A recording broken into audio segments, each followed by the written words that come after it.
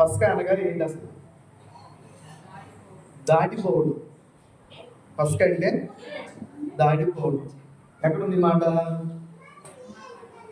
ఎక్కడ? నిర్మాకాండము 12వ అధ్యాయం 13వ వచనం. నిర్మాకాండము 12వ అధ్యాయము 13వ వచనం చదువుతున్నాము. పస్కా అనగా ఏమిటి అనేటువంటి అర్థాన్ని మనం చూస్తున్నాము, గమనించండి. నిర్మాకాండము 12వ అధ్యాయము 13వ వచనాన్ని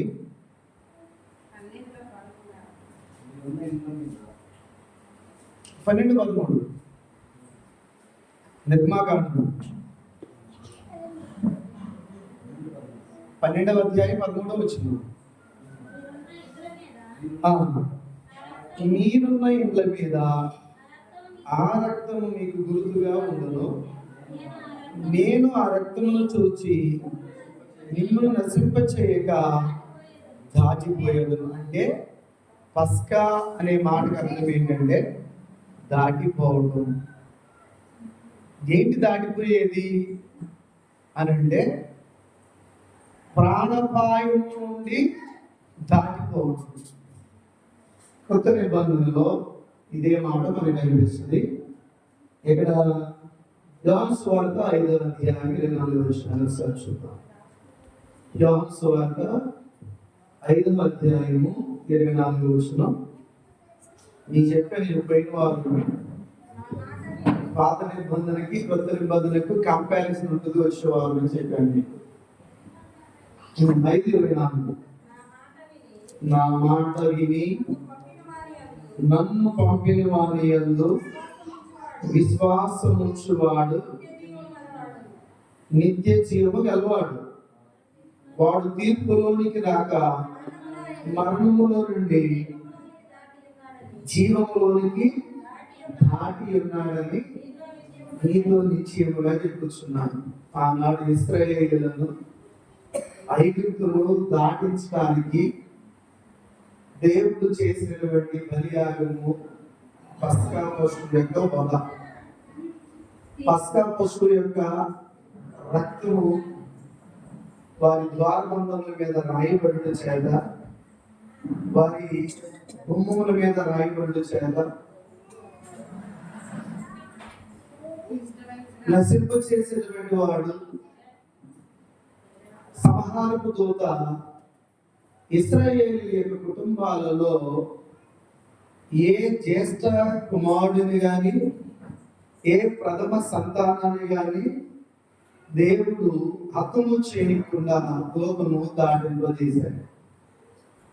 ఆనాడు ఇశ్రాయేలీయులు మరణించకుండా తప్పించబడటానికి పస్కా పశువు యొక్క వధ జరగటము, ఆ పశువు రక్తము ద్వారబంధం మీద రాయటం వలన సంహారం చేసే దూత ఆ రక్తాన్ని చూసి వారిని దాటిపోవడం జరిగింది. ఆ రక్తం ఆనాడు ద్వారబంధం మీద రాసిన ఇల్లు సంహారం దూత చేత తప్పించబడింది. రక్తము రాయకుండా విడిచిపెట్టబడిన ఇల్లు ఐగుప్తులో ఉన్నటువంటి తొలి సంతానం అదులైపోయినటువంటి వారిగా ఉన్నారు. ఈ రోజు ఆ రోజు ఏ రోజు? అది పస్కా పండుగ జరిగేటువంటి రోజు. ఇశ్రాయేలీయులు వారి గోత్రాలు 12 గోత్రాలు. ఈ 12 గోత్రాలకు ఇచ్చినటువంటి మోషే ఇచ్చిన ఆజ్ఞ ఏంటంటే, మీరందరూ మీ ద్వారబంధం మీద ఏ పస్కా పశువుని వధిస్తున్నారో దాని రక్తంలో రాయండి. సంహారం చేసే దూత వచ్చినప్పుడు ఆ రక్తాన్ని చూసి దాటిపోతాడు అని చెప్పడం జరిగింది. రక్తం రాయకపోతే ఏం జరిగేదో మనకు తెలియాలి. అప్పుడు రక్తం రాయలేదు అనుకోండి, ఏం జరిగి ఉంటుంది? దాటిపోయేవాడు అంటారా? సంహారం దూత దాటిపోయేవాడు కాదు. యోహాను రాసిన మొదటి పత్రిక ఇంకొక విషయం అంటే చూద్దాం. 3వ అధ్యాయం 14వ వచనం కూడా చదువుదాము. యోహాను రాసిన మొదటి పత్రిక 3వ అధ్యాయము 14వ వచనాన్ని చూద్దాం. జాగ్రత్తగా గమనించండి. మనము సహోదరులను ప్రేమించుచున్నాము కనుక మరణములో నుండి జీవములోనికి దాటి ఉన్నాము ఎరుగుదుము. ఇక్కడ అక్కడ సంహారపు దూతను తప్పించుకొని వాళ్ళు మరణాన్ని దాటేసి వెళ్ళిపోయారు. ఈరోజు మనం కూడా మరణమును దాటి బయటికి రావాలని దేవుడు కోరుతున్నాడు. ఎక్కడి నుంచి? మరణంలో ఉన్నటువంటి స్థితి నుంచి. ఎందుకు మనం అక్కడ ఎలా ఉన్నాము అని అంటే, ఎఫెసీయులకు రాసిన పత్రిక 2వ అధ్యాయము 1 వచనాలు ఈ విధంగా రాయబడింది. ఎఫెసీయులకు రాసిన పత్రిక 2వ అధ్యాయము 1 వచనం 2వ వచనాన్ని మనం చదువుకున్నాము. మీ అపరాధముల చేతను పాపముల చేతను మీరు చచ్చిన వారై ఉండగా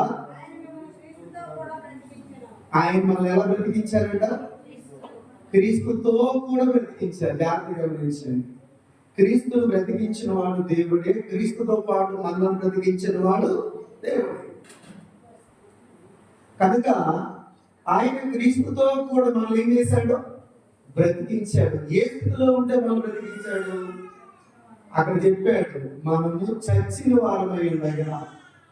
మనము ఎలా చనిపోయాము అని అంటే, అపరాధముల చేతను పాపముల చేతను మనం ఏమైపోయామంటే చనిపోయినటువంటి వారిలో కలిసిపోయాము.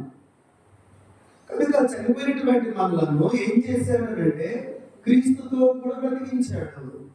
ఇశ్రాయేలు కూడా ఆ భారమైనటువంటి బరువును మోయలేక, నిర్మాకాండము మనం 1-2 అధ్యాయాలు మనం చదివినప్పుడు వారు దేవునికి మొరపెట్టారు. వారు దేవునికి ఏం చేశారు? మొరపెట్టారు. ఆ మొర దేవుని దగ్గరికి చేరింది.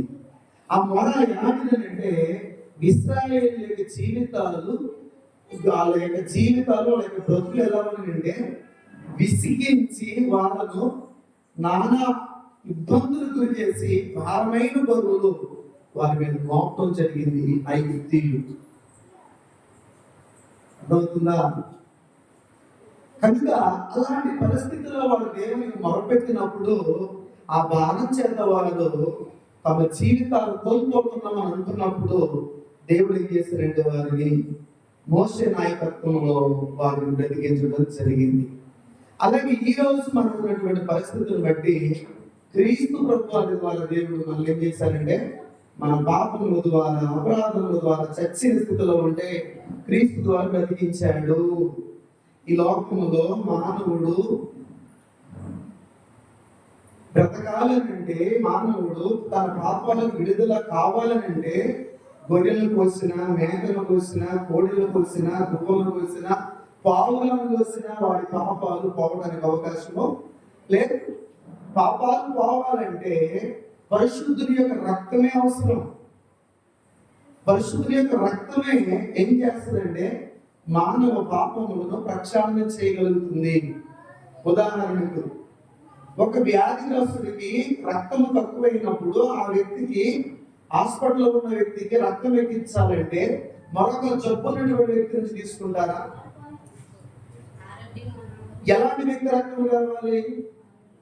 ఒక ఆరోగ్యవంతమైనటువంటి రక్తం ఉన్నటువంటి వ్యక్తి నుండి రక్తాన్ని సేకరించి ఆ రోగి యొక్క శరీరంలోకి దాన్ని పంపడం ద్వారా అతడు మరలా ఆరోగ్యవంతుడిగా మార్చబడతాడు, బలాన్ని పొందుకుంటాడు.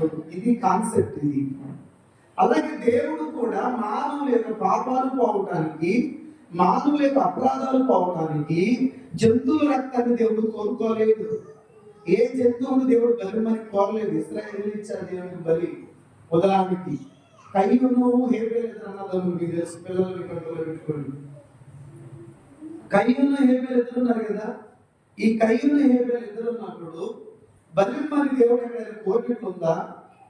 అప్పుడే మరి దేవుడు ఎక్కడైనా కోరినట్లుందా అంటే వాళ్ళు స్వతహాగా నిర్ణయించుకున్నారు. ఎలా అంటే, దేవుడు నాకు ఇది వేరు చేశాడు కనుక ఆ దేవుడికి నేను ఏదో ఒకటి ఇవ్వాలి అనేటువంటి కాన్సెప్ట్ తోనే బలి అనేటువంటిది ప్రారంభించబడింది. అంతేకాని దేవుడు ఏనాడు ఎప్పుడు బలిని ఇవ్వనైనా కోరలు. ఉదాహరణకి కోరలని మీరు బాగానే చెప్తున్నారు కదా. మరి ఆది కాండంలో అబ్రహాము తన కుమారుడు ఇస్సాకును బలిమని మోరియా పర్వతాలలో ఒక పర్వతం నేను చూపిస్తాను, అక్కడికి వెళ్ళి దాని మీద బలిమని కోరాడు కదా అని మనకు అనుమానం రావచ్చు. రైట్, బలిమని కోరాడు. ఎందుకు కోరాడు తెలుసా? ఆయన విశ్వాసమును పరీక్షించడానికి. ఉదాహరణకి మనము మన పిల్లలకి ఏదైనా కొనిచ్చాం అనుకోండి, మన వెంటనే చేయి చాపుతాం వర్క్ని.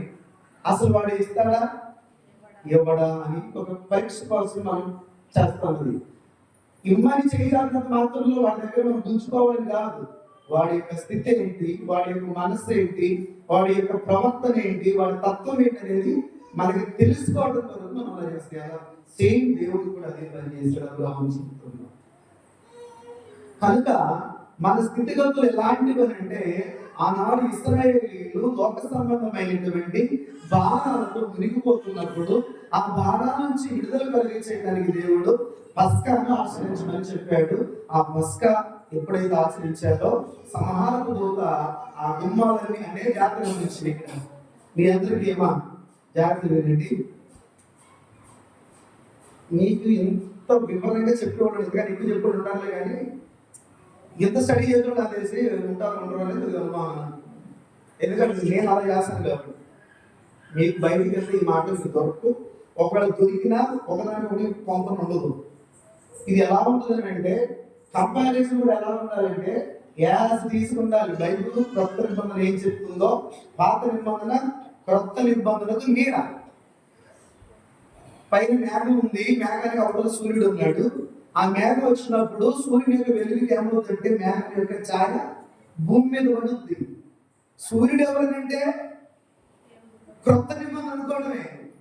పాత నిబంధన ఏంటంటే మేఘం, అది తొలగిపోతే ఒరిజినాలిటీ కనబడుతుంది. అలాగే పాత నిబంధన అనేటువంటిది క్రీస్తు యొక్క ఛాయ, క్రీస్తుకు అది నీడ లాంటిదే.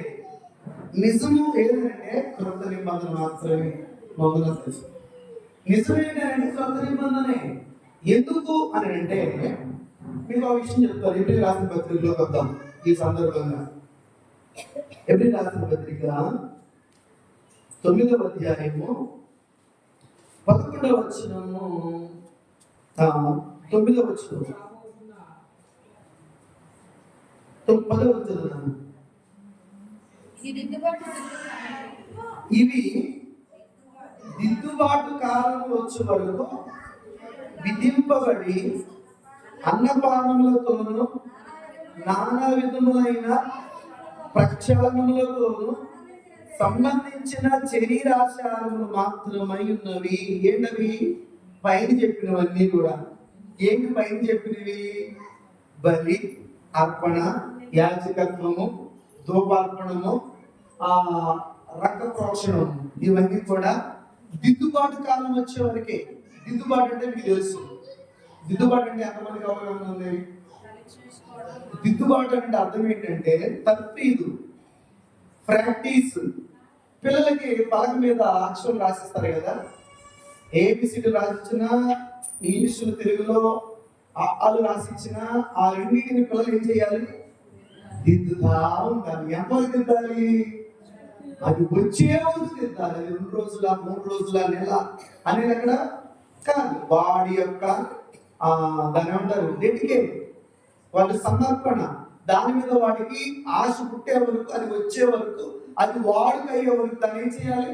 దిద్దుతూ ఉండాలి. అలాగే ధర్మశాస్త్రము కూడా ఎలా ఇవ్వబడింది అంటే దిద్దుబాటు కాలంగా ఇవ్వబడింది. దిద్దుబాటు కాలంలో ఎందుకు దిద్దుబాటు అంటే అది చెరిగిపోతే మళ్ళీ దాన్ని సరిచేయడానికి అవకాశం ఉంటుంది. దిద్దుబాటు కాలంలో అది అర్థం కాకపోతే మళ్ళీ చెరిపేసి మళ్ళీ కొత్తది రాసే అవకాశం ఉంటుంది. కానీ దిద్దుబాటు కాలంలో మాత్రమే పనిచేస్తుంది. ఒకసారి పెన్నుతో రాసిన తర్వాత కొట్టి వేయడానికి అవకాశం ఉండదు.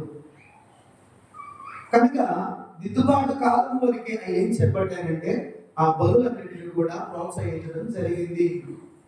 ఈ బలు వలన ఏం జరగలేదు ఇశ్రాయేలుకి అంటే కింద చెప్తున్నాడు.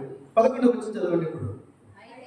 అయితే క్రీస్తు రాబోతున్న మేలుల విషయమై ప్రధాన యాజకుడుగా వచ్చి తానే నిత్యమైన విమోచన జాగ్రత్త నుండి, తానే నిత్యమైన విమోచన. నిత్యమైన అంటే ఎటర్నల్ అంటే నిరంతరము ఉండేటువంటిది, శాశ్వత కాలం ఉండేటువంటిది, ముగింపు లేనటువంటిది, దానికి మనం కనుగొనడానికి సరిహద్దులు లేనటువంటిది. అంతకు ముందు ఉన్నటువంటిది ఏంటంటే తాత్కాలికమైనటువంటిది. దానికి పేరు ఏంటంటే దిద్దుబాటు కాలం అని ఉండేది.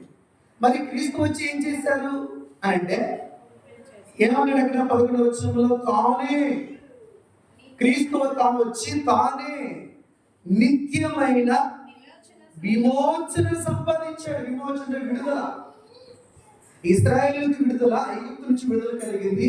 అంతటితో వాళ్ళు ఉన్నారని అంటే లేదు. ఎప్పుడైతే ఐగుప్తు నుంచి వాళ్ళు బానిసలుగా వచ్చారో వాళ్ళ మీద ఎంతో మంది రాజులు వాళ్ళ మీద యుద్ధాలు చేశారు. అందులో అమాలేకీయులు ఉన్నారు, యోబీసీలు ఉన్నారు, అర్థమైందండి, ఫిలిస్తీన్లు ఉన్నారు, తర్వాత మోయాబీలు ఉన్నారు. ఇలాగా ఆ చుట్టుపక్కల ఉన్నటువంటి రాజులందరూ కూడా ఇశ్రాయేలుని టార్గెట్ చేశారు. కారణం ఏంటి అని అంటే వారి దేవుడు వారికి ప్రొటెక్ట్ గా ఉంటున్నాడు, వారి దేవుడు వారికి తోడుగా ఉంటున్నాడు. కాబట్టి వారు ఎక్కడికి వెళ్ళినా మిగతా జనాలు అణిచివేస్తున్నారు అనే భయము ఆనాడు సమాజంలో ఉంది. కనుక ఇశ్రాయేలీలు మాటి మాటికి శత్రురాజుల యొక్క చెరలోకి వెళ్ళిపోవటము మళ్ళా విడిపించడం జరుగుతూ ఉంది.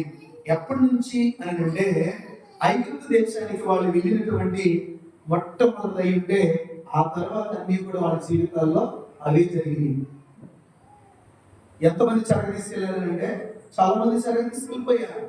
అలా దానియేలు గ్రంథంలో ఉన్నటువంటి షడ్రకు, మెషకు, అబేద్నెగో, దానియేలు ఈ నలుగురు కూడా ఎలా వచ్చిన వాళ్ళు? చెరపట్టబడి వచ్చినటువంటి వాళ్ళు. ఎస్తేరు, అర్థమైందండి, మొర్దెకై, వీళ్ళందరూ కూడా ఎలా వచ్చినటువంటి వాళ్ళు? వీళ్ళు చెరపట్టబడినటువంటి వాళ్ళే. అంటే యూదులు అనబడేటువంటి ఇశ్రాయేలీయులను ప్రపంచమైనటువంటి ఆధిపత్యమైనటువంటి రాజులు వారిని బానిసలుగా పట్టుకొని వెళ్ళారు.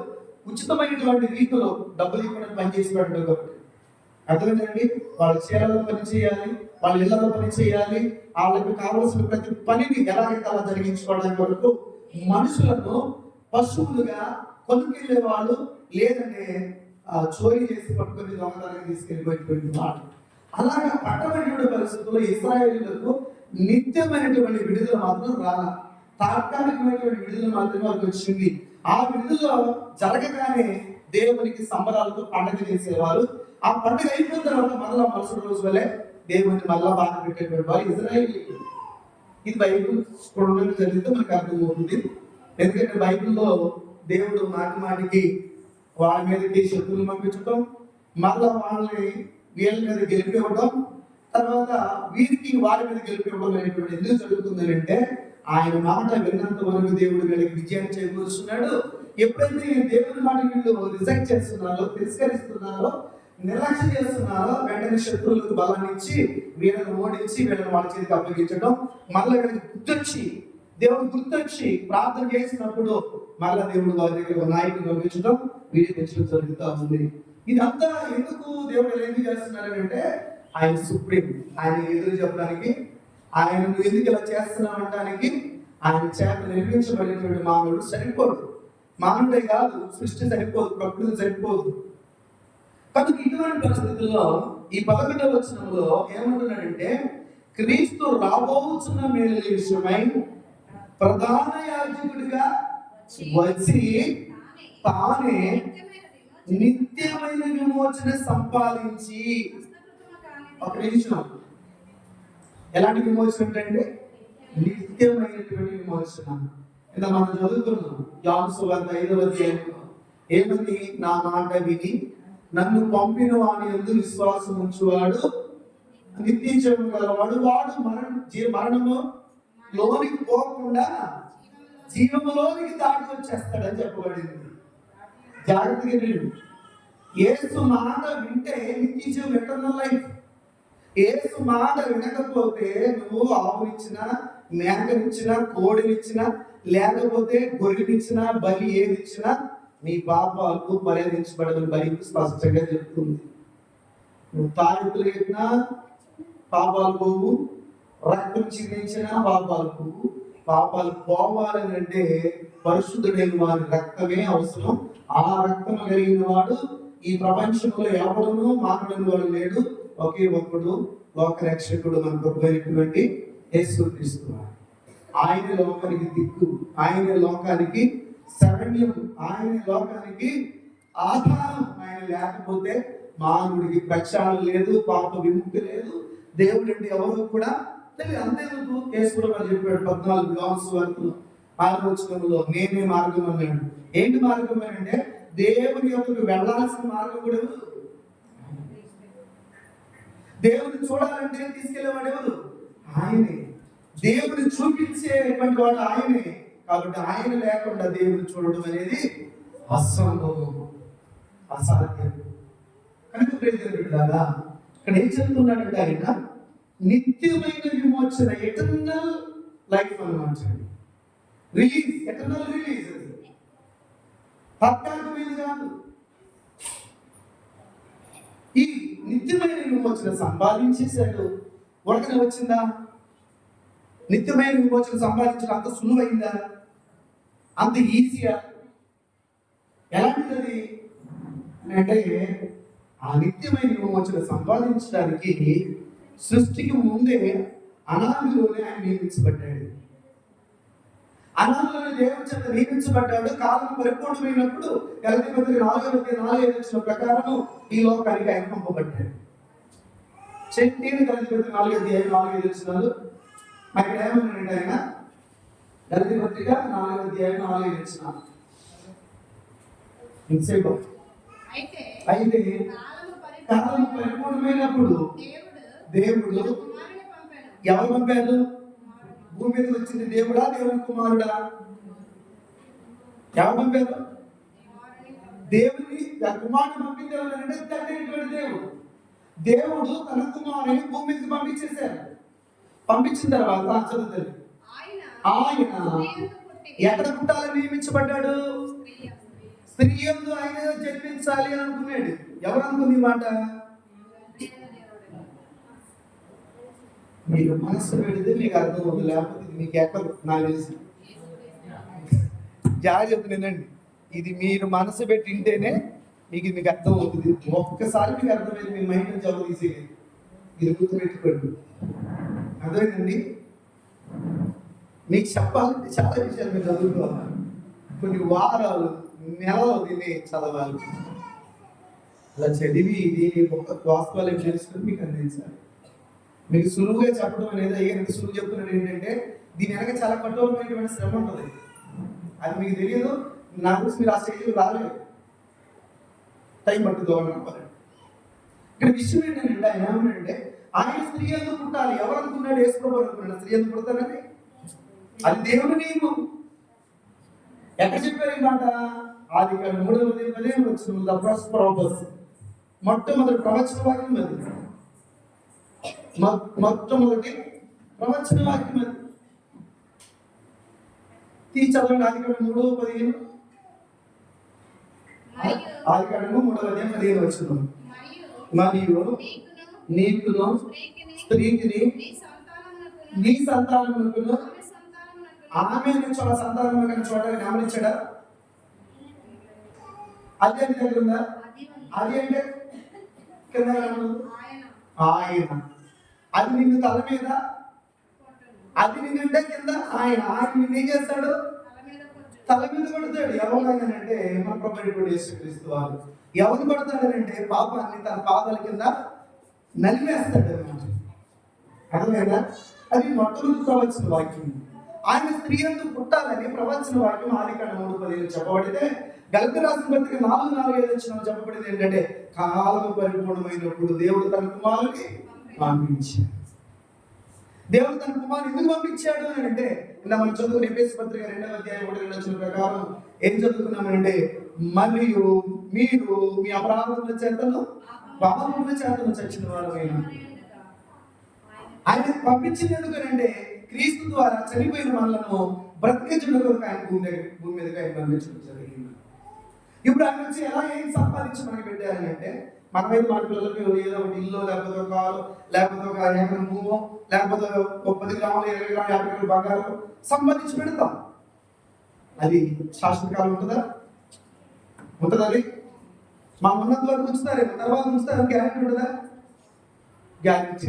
కానీ యేసుక్రీస్తు ప్రభువు వారు సంపాదించినటువంటి ఆస్తి ఏంటంటే శాశ్వత కాలంలో సదాకాలం అనేటువంటి ఆస్తిని ఆయన మన కొరకు సంపాదించి పెట్టారు. ఏంటి ఆస్తి అంటే ఎవరిలో చేయనటువంటి త్యాగం ఆయన చేశారు. ఊరికే రాలేదు అది. నిత్యమైన విమోచన అంటే ఎటర్నల్ ఫ్రీడమ్. అది ఎలా వచ్చిందని అంటే దాని కొరకు ఆయన పడరాని పాటలు పడ్డారు. ఆయన ఎన్ని శ్రమలు అనుభవించారు, ఆయన ఎన్ని బాధలు అనుభవించారో మనందరికీ తెలుసు, అవునా కదా. కానీ అత్యంత ఘోరమైనటువంటి బాధ ఏంటంటే సిలువ మీద వేలాడబడ్డారు. ఎప్పటి నుంచి అమ్మా? ఉదయం 9 గంటల నుంచి ఎన్ని గంటల వరకు? 3 గంటలకు సింహ చీకటైంది. సాయంత్రానికి సంబంధించబడ్డాడు. సాయంత్రం 6 గంటల్లో వేయించబడ్డాడు. సిలువ మీద కిందకు దింపబడ్డాడు. ఎందుకు అని అంటే మరుసటి రోజు ప్రవేశించినప్పుడు సిలువ మీద పెట్టిన వాళ్ళు శాపగ్రస్తుడు కాబట్టి సూర్యాస్తమయం జరిగేలోపే అక్కడ ఉన్నవాడు దించబడాలి. మరుసటి రోజు ముందే అది జరగాలి. యూదుల లెక్క ప్రకారం సిలువ మీద శాపగ్రస్తుడు. ఆ శాపగ్రస్తుడు యొక్క శాపం మరుసటి రోజు ఉండకూడదు. అది ఈ రోజు అయిపోవాలని ఆయన అప్పటికప్పుడు సాయంత్రం గల్లందించడం జరిగింది. ఇది కూడా ఊరకనే రాయబడాలి, ఊరకనే జరగల. అదంతా కూడా దేవునికి స్క్రిప్ట్. అది దేవుడు తను తయారు చేసినటువంటిది. అది మానవుడు ఇచ్చింది కాదు, యేసుక్రీస్తు చెప్పింది కాదు. అది మీరు ఎలా తెలిసినట్టు? ఎఫెసీ పత్రిక 1వ అధ్యాయం 11వ వచనం చదువుదాం ఒకసారి. ఎఫెసీ రాసిన పత్రిక 1వ అధ్యాయం 11వ వచనం. మరియు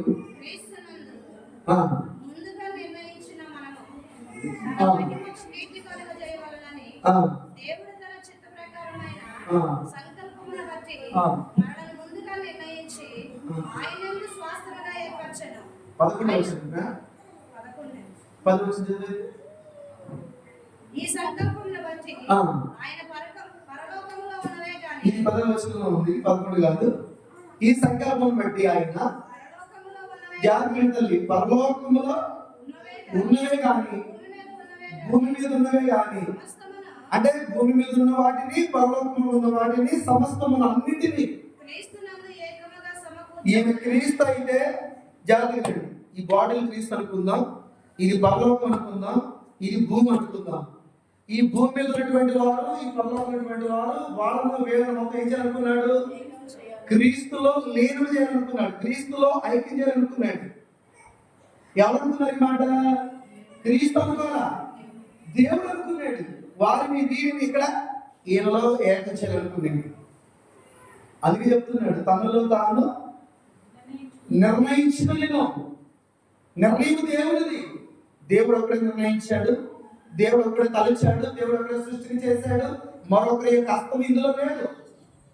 సృష్టిని కలుగు చేసింది దేవుడే, సృష్టిని శాసించేది దేవుడే, సృష్టి ఎలా పని చేయాలో నియమించింది దేవుడే, అందులో యేసుక్రీస్తు పాత్ర ఏంటో కేటాయించింది దేవుడే. దేవుడే సర్వాధికారి అయినటువంటి వాడు, మరొక పాత్ర లేదు. ఆయా పాత్రను దేవుడు అప్పగించాడు. ఆ కాలంలో ఆ పాత్రను వరకు పోషించాలి. కనుక క్రీస్తు ఎందుకు వచ్చాడు అంటే మనలను అంధకార సంబంధమైనటువంటి అధికారంలో నుండి దేవుడు తాను ప్రేమించిన తన కుమారుని యొక్క రాజ్య నివాసులుగా మనం చేశాడు. ఎక్కడి మాట ఈ మాట తర్వాత ఆలోచించండి, ఇప్పుడు అవసరం లేదు. కానీ ఇక్కడ 11వ వచనము, 11వ అధ్యాయం ఈ పత్రికలో 9వ అధ్యాయం 11వ వచనం మనం చదువుకున్న మాట ఏంటంటే, తానే నిత్యమైన విమోచన సంపాదించాడు. మానవులకి విడుదల విమోచన కావాలి అంటే ఆయన మాత్రమే, తానే ఈజ్ అలోన్, ఆయన మాత్రమే, మరొకడు లేడు, మరొకడు ఇవ్వలేడు. ఎందుకు మానవులను దేవుడు కలుగు చేశారంటే ఈ సృష్టిలో మానవులు పిల్లల్ని కనాలి. ఇంకో విషయం చెప్పంటారా? భూమి మీదే ఆడమగ పరలోకం ఉన్నారంటారా? లే.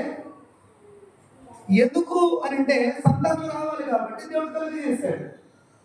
పరలోకంలో అక్కడ అందరూ కూడా అక్కడ లింగ భేదాలు ఏముండవు, అందరూ దేవుని కుమారులై ఉంటారు. నాలోకి వచ్చిన ఆత్మ అది పురుషుడైతే, నీలోకి వచ్చిన ఆత్మ స్త్రీ అయితే భూమి మీద మాత్రం చెల్లుబాటు. ఒక్కసారి ఈ ఆత్మ శరీరం వదిలిపెట్టి బయటకు వస్తే అక్కడ స్త్రీ లేదు, పురుషుడు లేదు, దేవుని కుమారుని అంచబడతారు అని బయట చెప్తుంది. ఆయన ఎందుకు వచ్చారు అంటే ఈ మానవులు పాపముల చేత సతమతమైపోతున్నప్పుడు నాడు ఇశ్రాయేలీయులు భారాన్ని మోసుకుంటున్నట్టుగా మనము కూడా ఇదే భారంతో మనం ఉంటున్నప్పుడు మనల్ని విడిపించడానికి దేవుడు తన కుమారుని క్రీస్తును పంపించాడు.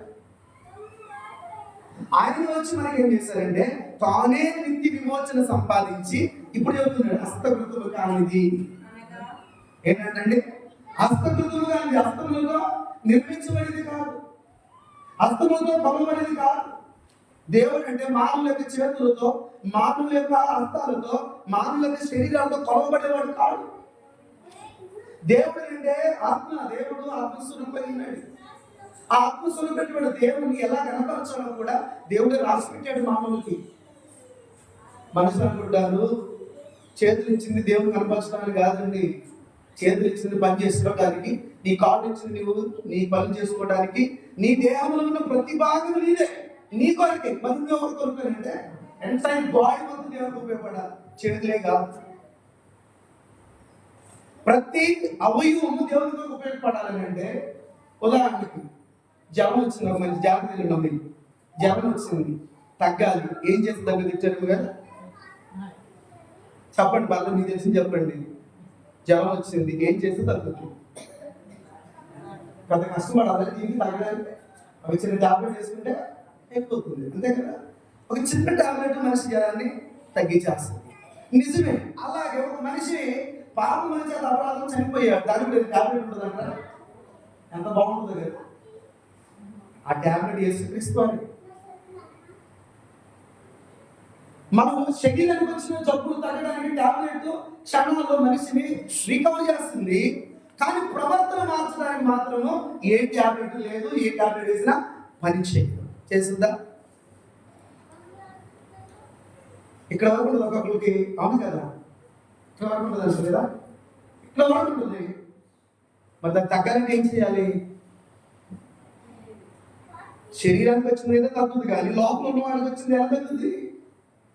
దానికి ట్రీట్మెంట్ కావాలి. ఆ ట్రీట్మెంట్ ఏంటంటే యేసుక్రీస్తు యొక్క రక్తమే దిక్కు, యేసుక్రీస్తు యొక్క శిలువ మరణమే మనకు దిక్కు, మరొక దిక్కులే. చిన్నపిల్లల్ని అలా పంపించమ్మా. కనుక పిల్లరా, తాను చాలా స్పష్టం, 11 వచ్చి చాలా ఇంపార్టెంట్ విషయం. తాను నిత్యమైన విమోచన సంపాదించి హస్తకృతము కానిది అనగా ఈ సృష్టి సంబంధము కానిదియో మరి ఘనమైనదియో పరిపూర్ణమైనదినైనా గుడారము. ఏ గుడారము అది? పరిపూర్ణమైన గుడారము, ఘనమైన గుడారము. ఏంటి గుడారము? ఏ గుడారం అండి? అసలు గుడారం అనేది తెలుసా? హెబర్నికల్ అని ఇంగ్లీష్లో గుడారం అంటే ఇంకా మందిరమే కదా, లేదా నివాసము, ఇల్లు అనుకోవచ్చు. గుడారం అనే పదానికి అర్థాలు. ఇక్కడ ఎలాంటిది ఈ గుడారం అంటే పరిపూర్ణమైనది, హస్తకృతము కానిది, ఇంకేమన్నాడు? ఘనమైనది అంటున్నాడు. ఏంటిది అని అన్నప్పుడు ఎటువంటి గుడారం అని అంటే ఈ గుడారము మన ప్రభు అయినటువంటి క్రీస్తు యొక్క శరీరం. ఏ గుడారం అది? ఇదో గుడారం అండి. ఈ గుడారంలో ఎవరున్నా తెలుసా? ఇచ్చారు గారు, మీ గుడారంలో ఎవరున్నా చెప్పండి. కాదయ్య గారు, శరీరి, మీరు, అంతేనా? అసలు మన శరీరం అనే గుడారంలో ఎవరున్నా? మానవుడు 2 భాగాలు, జాగ్రత్త గుర్తుపెట్టుకోండి. మానవుడు 2 భాగాలు. ఈ శరీరంతో ఉన్నంత వరకు లోపల ఉన్నవాడికి తెలియదు. ఒకరు చెప్పినా ఎక్కదు, ఒకరు గుర్తు చేసినా గుర్తు రాదు. ఎప్పుడు దీన్ని విలువ తెలుస్తుందంటే ఇక రేపో మాపో అయ్యా వచ్చేసింది ఆఖరి దేశం అంటే అర్థం ఏంటి? అప్పుడు వాడి గురించి మనం ఆలోచిస్తారేమో అప్పుడైనా. కనుక ఈ గుడారము ఏ గుడారం అంటే క్రీస్తు శరీరం అనే గుడారము. మనకేం చేయబడుతుంటే ఆ గుడారం కొలాప్స్ అయిపోయింది, నిర్వీర్యమైపోయింది. ఆ గుడారము గాయములతో ఉంది, ఆ గుడారము కొండ దెబ్బలు భరించింది, ఆ గుడారము విపరీతమైన పిడిగుతులు భరించింది. ఎవరి కొరకు? అన్ని భరించి రక్తము చిందించడం ద్వారా ఈ రోజు నీకు, నాకు, మనందరికీ, నీకు నాకే కాదు, భూమి మీద ప్రతి ఒక్కడికి విమోచన కలగాలని దిక్కెవ్వాలంటే నా ప్రభు అయినటువంటి యేసుక్రీస్తు మాత్రమే. గుర్తుపెట్టుకోండి. అందుకని ఆయన ఏమంటున్నాడంటే అస్పృతము కానిది ఈ సృష్టి సంబంధము కానిది పరికరమైనది పరిపూర్ణమైనటువంటి గుడారము ద్వారా ఇప్పుడు చెబుతున్నాడు, మేకల యొక్కయు కోడల యొక్కయు రక్తముతో కాక తన స్వరక్తముతో ఒక్కసారి పరిశుద్ధ స్థలంలో ప్రవేశించాను. జాగ్రత్తగా ఆ రోజు రక్తము ద్వారబంధాల మీద రాశారంటే వాళ్ళు బ్రతికారు. రక్తము రాయలేదంటే ఆ ఇంటిలో ఏం జరిగింది? ఐగుప్తుని ఇశ్రాయేలు వదిలేసేటప్పుడు దేవుడు అంటాడు, ఈ తర్వాత రాబోయే రోజుల్లో చెప్తారు మీకు, సంబరాలతో వచ్చారంట. సమయం తెలుసలేదు. ఇశ్రాయేలు ఎలా వచ్చారంట?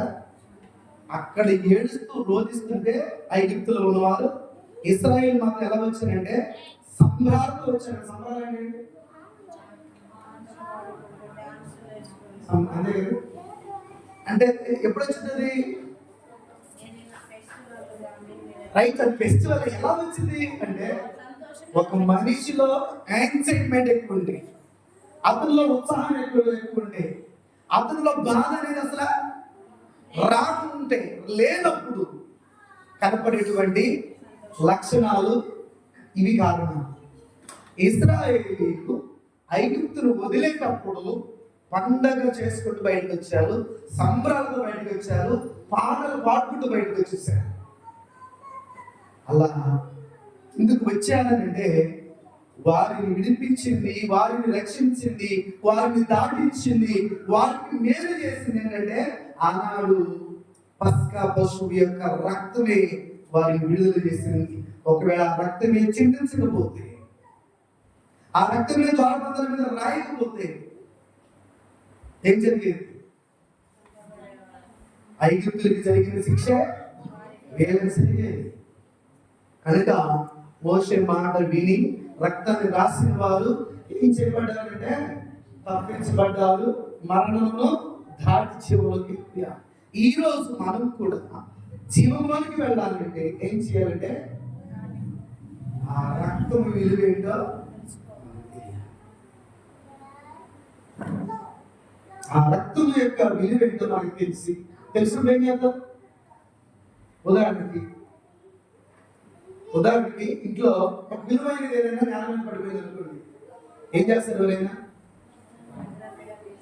దాదాపుగా విలువైంది కాబట్టి కింద ఆ డస్ట్ మట్టి అంత వరకు తీయడానికి ప్రయత్నం చేస్తారు. ఎవరైనా అంతే కదా.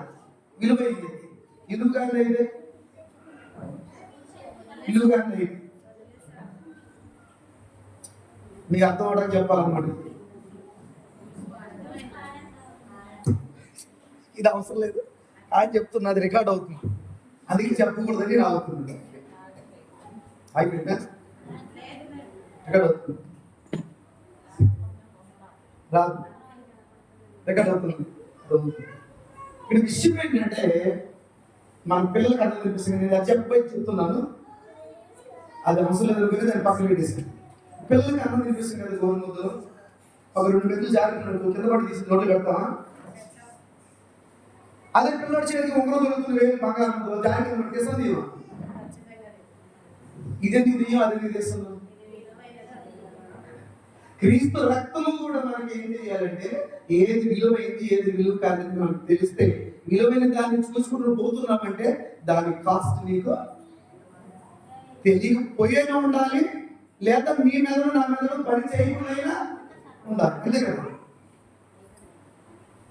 కనుక ఇప్పుడు తెలిసి మన మీద పని చేయట్లేదా, తెలియక పని చేయట్లేదు అనేది మనకే సెల్ఫ్ ఎగ్జామినేషన్ చేసుకున్నాం.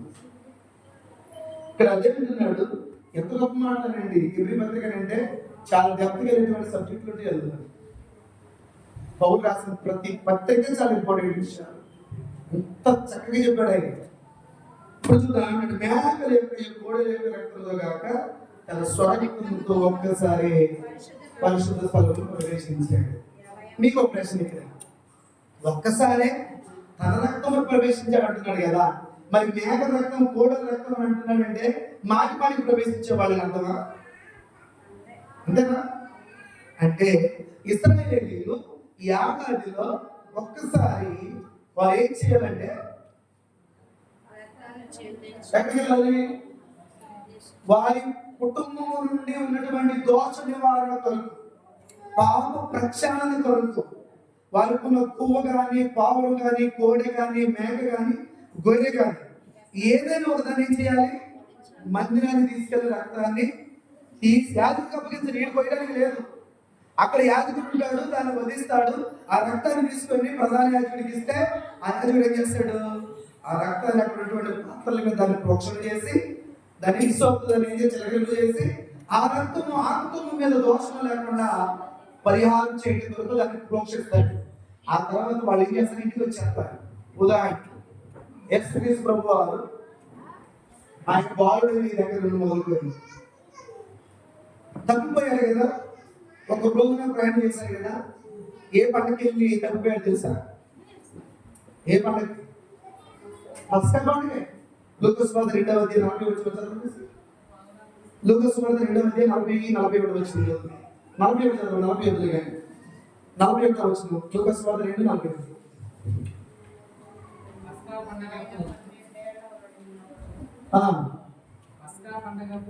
పస్కా పండుగప్పుడు ఆయన తల్లిదండ్రులు ఏటేటా ఎక్కడికి వెళ్తున్నారండి వీళ్ళు? నన్ను అక్కడికి వచ్చి చెప్పు అని, అక్కడికి వచ్చి చెప్పు.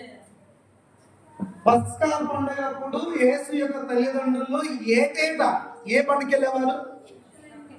పస్కా పండుగకు ఉన్న గొప్ప విలువలు అంటే ఆనాడు ఎప్పుడు 430 సంవత్సరాలు అంటే సుమారు 14 క్రీస్తు పూర్వం 1440 సంవత్సరాల క్రితం జరిగింది. క్రీస్తు పుట్టిన తర్వాత కూడా పండుగ ఆచరిస్తున్నారంటే వారు ఎంత నిష్ట కలిగి ఉన్నారో, ఆ పండుగ విషయంలో ఎంత డెడికేషన్ కలిగి ఉన్నారో మనం అర్థం చేసుకోవచ్చు. ఆనాడు మా పితరులను విడిపించిన దేవుడు ఈ పస్కా పండుగ వలన రక్షించాడు, ఈ రోజు మీ మీద ఇచ్చాడని వాళ్ళు అనుకోలేదు. దేవుడు చెప్పిన కట్టడలను ఇశ్రాయేలీయులు తూచ తప్పకుండా పాటించారు. అది యేసుక్రీస్తు వారు ఈ భూమి మీద శరీరధారిగా జన్మించే రోజులను చేసుకుంటూ వచ్చారు. అప్పుడప్పుడు యేసు ప్రభు రాబోయే రోజు చెప్తాం, పస్కా భుజించాలని ఆశపడుతున్నాను అంటాడు ఆయన. తండ్రి పాత్రలో నేను భుజించే వరకు, పొందు వరకు మరలా నేను ఇందులో నేను పాలు పొందలేమో అంటున్నాడు ఆయన. అంటే పస్కాకు ఒక ప్రశస్తమైనటువంటి ఒక స్థానం ఉంది. కనుక ప్రియ దేవులారా, ఈ వచన కాలంలో ప్రభు తెలియజేసేది ఏంటంటే ఒకే ఒకసారి ఆయన ప్రవేశించాడు. అంతకు ముందు ఇశ్రాయేలీయులకు సంవత్సరం ఏడాదికి ఒకసారి. ఇప్పుడు లూకాసు వార్త 2:40 వచ్చినప్పుడు మనం చదువుకున్నాం కదా, ఏటేటా యేసు తల్లి తండ్రి దేవాలయానికి వెళ్ళేవారు కదా. ఎందుకు వెళ్ళారమ్మా? పస్కా పండుగ రైట్, పస్కా పండుగ ఆచరించడానికి వెళ్ళారు. ఏంటి ఆచరించడం విధానం? పస్కా పండుగ ఆచరించడానికి వెళ్ళారు. పస్కా పండుగ ఆచరించడం అంటే ఏంటి? ఎస్, అంటే వారు కలిగినది ఏదో ఒకటి బలిని అక్కడ ఇచ్చి ఆ కుటుంబం ఎలా రావాలి? ప్రక్షాళనతో ఇంటికి రావాలి. ధర్మశాస్త్ర సంబంధమైనటువంటి ఇశ్రాయేలు ప్రయాణం, అరణ్య ప్రయాణం ఉన్నప్పుడు నిర్దిష్టమైనటువంటి స్థలాన్ని దేవుడు వారికి చూపించాల. వారు ఎక్కడైనా దిగుతున్నారో ఇదిగో పలానా చోట అని మోషకి చెప్తే అక్కడ మాత్రం కూడుకునేవారు, అక్కడ మాత్రం పస్కా పండుగ చేసేవారు. ఆ తర్వాత రాజ్యం ఏర్పడిన తర్వాత ఇశ్రాయేలు అందరూ చెల్లిపోవడం ఒక చోట నిలబడింది, నివాసం చేసిన తర్వాత అప్పుడు దావీదు కాలంలో దేవునికి ఒక మందిరం కట్టాలనుకున్నాడు. సొలొమోను చేత మందిరం కట్టించడం జరిగింది. ఆ మందిరంలో యేసు పుట్టిన దగ్గర, యేసు పుట్టిన తర్వాత కూడా ఆ దేవాలయానికి వెళ్ళి ఏం చేశారు? పస్కాను బలర్పించి వచ్చేవాడు. ఇలా సంవత్సరం బై సంవత్సరం ప్రతి ఏడాది ఇచ్చుకుంటూ వస్తున్నారు. ఇశ్రాయేలీయుల పాపాలకి ఏమి లేదు, ప్రక్షాళన లేదు. పాపాలు పెరుగుతున్నాయి, బలిస్తున్నారు. మరలా 1, 2, 3 వస్తున్నాయి, మరలా బలిస్తున్నారు. ఇలా ఎప్పటికీ ముగింపు అనేటువంటి స్థితిలో జనులు ఉంటే అటు ఇశ్రాయేలీయులకు ఇటు అన్ని జనులు మనకి అందరికి దేవుడు ఏం చేస్తారంటే క్రీస్తును మధ్యవర్తిగా పెట్టారు. ఇది క్రీస్తు. ఎవరు? ఇది పరలోకం, ఇది భూలోకం గతం. వీళ్ళను ఏం చేయాలనుకున్నాడు? క్రీస్తుని ఏకం ఇప్పుడు ఇదే భూమి అనుకుందాం, వీళ్ళు ఇశ్రాయేలీయులు, మనం అన్ని చెందుతాం. వీళ్ళను ఎవరు ఎక్కడ ఏకం చేయాలనుకున్నాడు? క్రీస్తుని ఏకం చేయాలనుకున్నాడు. క్రీస్తే ఈనాడు ఎవరికైనా దిక్కు. క్రీస్తుని సంపాదించుకుంటే రోమపత్రిక 8వ అధ్యాయం వచ్చిన మన అండర్స్టాండింగ్ ఇవన్నీ కూడా 8వ అధ్యాయం మొదటి వచ్చిన ఏం చెప్పాడంటే, కాబట్టి ఇప్పుడు క్రీస్తు యేసునందున్న వారికి ఏ శిక్ష విధి లేదు. క్రీస్తు యేసునందున్న వారికి ఏ శిక్ష విధి లేదు అంటే క్రీస్తు యేసునందు లేని వారికి ఏమన్నట్టు? అన్ని శిక్షలు ఉన్నట్టే. అన్ని శిక్షలు ఉన్నట్టే. ఇంకా దేవుడు పరలోకంలో ఉన్న వారికి, భూమి మీద ఉన్న వారికి క్రీస్తు నందు ఏకం చేయాలనుకున్నారు. ఆయన క్రీస్తులో ఏకం చేశాడు. భూమి మీద ఉన్నటువంటి ఇశ్రాయేలును ప్రేమించిన దేవుడు అన్ని జనులను ఇశ్రాయేలును యేసుక్రీస్తును దిక్కుగా పెట్టేశాడు. యేసుక్రీస్తు వారి ద్వారా లోకం మొత్తం రక్షించబడాలి. ఇక్కడే పిల్లల పెళ్లి చేసుకోవడం అంటే సంసార జీవితాలు అక్కడ లేవు. అడిగాడు ఒక ఆయన యేసుప్రభు వారిని, ఏమని అడిగారు? ఏమని అడిగారు? పరలోకంలో సంబంధాల గురించి, భార్య భర్తల సంబంధాల గురించి. నేను చెప్పింది కరెక్టే. భార్య భర్తల సంబంధాల గురించి మాట్లాడడం జరిగింది. బాగుందా? మాలో 7 సహోదరులు ఉండి, మీకు అర్థమైంది అనుకుంటున్నాను. వారిలో పెద్దవాడు ఒక స్త్రీని పెళ్లి చేసుకున్నాడు. వాడికి పిల్లలు లేరు. వాడు చనిపోయిన తర్వాత యూదుల యొక్క చట్ట ప్రకారము తర్వాత కూడా పెళ్లి చేసుకుని సంతానం ఇయ్యాలి. వాడు పెళ్లి చేసుకున్నాడు, పిల్లలు లేరు. ఇట్లాగా 7 కూడా చనిపోయారు. తర్వాత ఆ స్త్రీ కూడా చనిపోయింది. ఇప్పుడు ఈ భూమి మీద ఉండగా ఈ 7 ఏమో భార్య కదా, మరి చనిపోయిన పరలోకంకి వెళ్ళిన తర్వాత అక్కడ వీళ్ళ ఈ 7 ఏమో మొదటివాడి భార్య ఇద్దా, మధ్యలో చేస్తున్న భార్య ఇద్దా, రెండో వాడు చేస్తున్న భార్య ఇద్దా, లేదా ఆఖరి చేస్తున్న భార్య అవుతుందా అనేటువంటి సందేహం అక్కడ వచ్చింది. వాస్తవానికి అది నిజమైన సందేహం అయి ఉన్నప్పటికీ కూడా యేసును ఎక్కడో చిక్కులు పెట్టాలనేటువంటిది ఒక కాన్సెప్ట్. యూదులు, పరిసయ్యులు, శాస్త్రులు, సదుకాయులు వీళ్ళు అడుగుతున్నారు అంటే అర్థం ఏంటంటే ఆయన ఎక్కడో చోట చిక్కులో పెట్టాలని. ఆయన చిక్కుల్లో పెట్టగలిగిన వాడు ఇప్పుడు కూడా లేదు, అంతకు ముందు లేడు. ఎందుకంటే నీ గురించి నా గురించి తెలిసిన వాడు, వెనక ముట్టుకుందో తెలిసినటువంటి వాడు. అర్థమైందా? లాజరు చనిపోవట్లేదు, నిద్రపోతాడని చెప్పిన వాడు అనగదండి. నీ కుమార్తె బ్రతికే ఉంటే చాలని చెప్పిన వాడు, నీ దాసు బ్రతికే ఉన్నాడు చాలని చెప్పిన వాడు. ఇది ఎరగడా? కాబట్టి యేసు సమస్తం ఎరిగినటువంటి వాడు. మరి అలాంటి వాడి దగ్గర మనం ఏం చెప్తారంటే అక్కడ యేసు సమాధానం తెలుసా? పరలోకంలో పెళ్లికి యోగాలో పెళ్లికి పుచ్చుకొన్నారు, తీసుకున్నారు. ఒక ఆయన అక్కడ వాళ్ళు ఉంటారంటే ఇక్కడ కాదు, అక్కడ ఉంటారు. అక్కడ కూడా ఉంటారండి. ఇక్కడ చేసింది చాలుగా మరి అక్కడ కూడా ఉంటారు. అసలు అక్కడ ఉండడానికి మనుషులు అయితేనే ఉంటారు కాదు. పిల్లలకి నేను స్వతంత్ర దేవుడికి ఇచ్చి తెలుసా? పిల్లలకని కంటున్నావు అంటే వాళ్ళు కేవలం మనుషులే. పిల్లలు కంటున్నాడు, భార్య భర్తలు అవుతున్నారు అంటే అది సంసార జీవితంలో మనుషులే. వాడు దేవుడు కాదు. దేవుడు పెళ్లి దేవుడు అంటే ఆత్మ, అంతే కదా. భూమి మీద మాత్రమే మనుషులు దేవుడు ఇచ్చిన ఆధిపత్యం ఏంటంటే సంసార జీవితం చేయమని దేవుడు స్త్రీ పురుషులు కలగజేశాడు. ఈ సంసార జీవితం ఎందుకు చేయమన్నాడంటే దేవుడికి అనేక మంది పిల్లలు కావాలనుకున్నాడు. పిల్లలు కావాలనుకుంటే అబ్రహాంతో చెప్తాడు యోహాను బాప్తిస్మా, అబ్రహాం సంతానం మీరు అనుకుంటున్నారేమో, ఈ రాళ్ళన్నింటినీ కూడా దేవుడు ఏం చేస్తాడు? పిల్లలకి చేయలేడా? రాళ్ళ రొట్టెలకి చేయగలిగిన వాడు పిల్లలు చేయలేడా? చేయగలడు. కానీ అది కాదు దేవుని ఉద్దేశం. ఆయన పోలిక, ఆయన రూపము, ఆయన సారూప్యతలోకి రావాలి. ఇది దేవుని యొక్క ఉన్నతమైన నిర్ణయం. ఇది మరి ఏమో మరి మిగతా వాళ్ళు పిల్లలకి అంటున్నారు, వాళ్ళు పెళ్లి చేసుకున్నారు, వాళ్ళకి మనవాళ్ళు ఉన్నారంటే మరి వాళ్ళు మనుషులు అనుకోవాలా లేకపోతే యోగంలో నాకు అర్థం కావట్లేదు. కానీ పిల్లలకు కంటున్నామంటే గర్భ సంచిని దేవుడు స్త్రీలో పెట్టాడు. అది దేవుని యొక్క పని అంతే. అది మాకు కేవలం మనుషులే, అది దేవుడు అయితే కాదు. కంఠం అనేది భూమి మీదే ఉంది. ఇంకెక్కడ పిల్లలనేటువంటి అవకాశం లేదు. మీకు ఎన్నో గ్రహాలు ఉన్నాయి, ఎన్ని గ్రహాలున్నా భూమి మాత్రమే నివాసయోగ్యమైనది దేవుడు చెప్పాడు. శాస్త్రవేత్తలు పరిశోధన చేస్తున్నారు.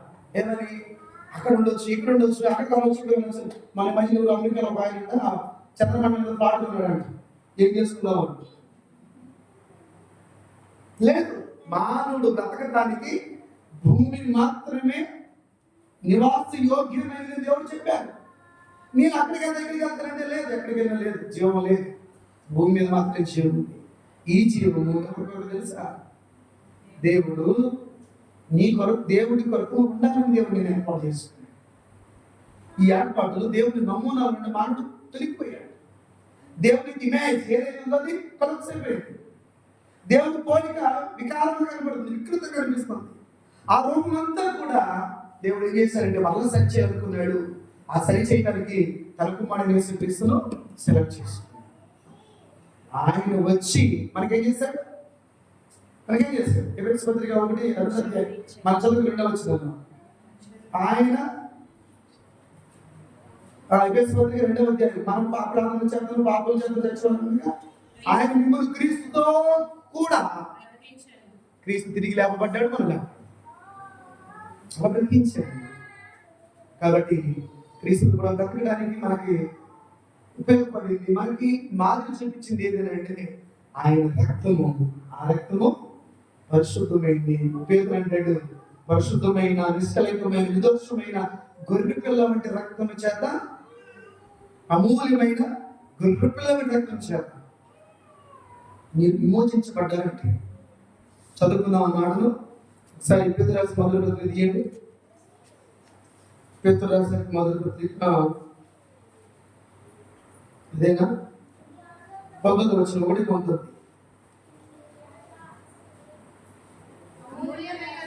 అమూల్యమైన రక్తము చేత అనగా నిర్దోషమును నిష్కళంకమునకు గొర్రె పిల్ల వంటి క్రీస్తు రక్తము చేత విమోచింపబడితేనని మీరేం అడగాలి?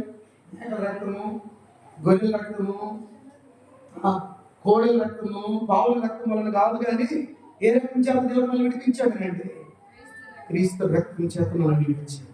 ఆ రక్తము ఆనాడు ఇశ్రాయేలు రక్షించింది. క్రీస్తు రక్తము ఈనాడు మనుషులందరినీ రక్షించింది. ఈ మాటలు కాబట్టి ఈరోజు ఈ వాక్యంలో గుర్తు చేసుకున్నా. ఇది తర్వాత భవిష్యత్తు చాలా ఉంది. జస్ట్ నేను ఒక్క వాక్యం మీద మీకు మాట్లాడించాను. దేవుని చిత్తం మీదే పశువు అన్నాడు. పశువుల గురించి మరొక అంశంతో మనం ముందుకెళ్తాం. ఓకేనండి, అందరికీ ఓపిక అందుకున్నాను.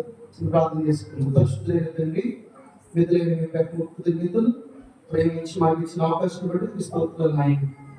మేము మా అపరాధం చేతను, పాపముల చేతను ఈ భూమి మీద ఉన్న ప్రతి మానవుడు మీ దూరమైపోతున్నప్పుడు, మిమ్మల్ని దేవునిగా గుర్తించలేని స్థితిలో నాయన దిగజారిపోతున్నప్పుడు, మీ కుమారుని క్రీస్తును మా కొరకు నియమించి కాలము పరిపూర్ణమైన ఆయన మా కొరకు పంపించి, మా పాపముల నిమిత్తమే ఆయన శిలువకు అప్పగించి, ఆయన పొందిన గాయముల చేత మాకు విడుదల కలుగజేసి, ఆయన రక్తము ద్వారా మేము మీ యొద్దకు రావడానికి, మమ్మల్ని నిర్దోషిగా నిష్కలంకగా తీర్చడానికి మీ కుమారుని రక్తంలో దారగా చిందింపజేసినందులకు మా కృతజ్ఞతాస్తుతిని చెల్లిస్తున్నాం. కనుక ఈ మాటలు మా ప్రియులు అనేకులైనా దూరముగా సమీపంగా నుండి ఆలోచించిన మా ప్రియులందరికీ మీ స్తోత్రాలు. నిబడులుగా మేమందరూ మా ప్రభు యొక్క సారూప్యతలకు మార్చబడి మీ కుమారుడైన యేసుక్రీస్తులో మేమందరం అంటు కట్టబడి ఆయన సారూప్యత మా ఇంత ఏర్పాటుకు వరకు మా విశ్వాసమును, మా నిరీక్షణను, మా భక్తిని, మా సొంత రక్షణను మేము కొనసాగించుకున్నట్లు తగిన సామర్థ్యం కలిగించిన బిడ్డలందరినీ మీరు ఆదరించి నెమ్మదిపరిచి సమృద్ధిగా వృద్ధులు చేసి మహిమ పొందుని యేసుక్రీస్తు వారి ఉన్నత నామంలో ప్రార్థించండి, వేడుకుంటున్నాము తండ్రి.